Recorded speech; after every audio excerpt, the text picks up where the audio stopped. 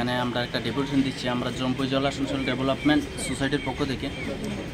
Deputation দেওয়ার মানে হলো আমরা বাংলাদেশে বিগত অনেক দিন থেকে দেখছি যে সোশ্যাল মিডিয়ার মাধ্যমে আমরা দেখতে পাচ্ছি যে এখানে সংখ্যালঘুদের উপর নির্যাতন করছে সংখ্যাগুরু যারা আছে তারা।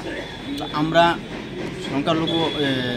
সংখ্যালঘুদের আমরা ভারতবর্ষ আমরা সংখ্যালঘু যারা এখানে বাংলাদেশে আছে তারাও সংখ্যালঘু। তো আমরা তাদের পাশে এই জন্য দাঁড়াতে চাই যে যেন ওইখানের সংখ্যাগুরু মানুষরা তাদের পাশে দাঁড়ায়। আমরা ভারতবর্ষে আমরা বসবাস করছি, আমরা সংখ্যালঘু হিসাবে আমরা হিন্দু মুসলমান পাহাড়ি সবাই একসাথে আমরা বসবাস করছি। তো আমরা তাদের কাছে আবেদন রাখবো বাংলাদেশের হাইকমিশনার তরফ থেকে মাধ্যমে যে তাদেরকে যেন সরকারিভাবে এবং সামাজিকভাবে যাতে তাদেরকে সুরক্ষা দেওয়া হয় এই আবেদন আমরা করবো আজকে তাদের কাছে। আপনার নাম? মোহাম্মদ আমির হোসেন, আমরা জম্পুই জেলা সোশ্যাল ডেভেলপমেন্ট সোসাইটির আমি সম্পাদক। আমাদের পাশে আছেন জনাব খলিল মিয়া সভাপতি, আমরা কর্মকর্তারা আছে সোহাগ মিয়া, দুলাল মিয়া। ঠিক আছে।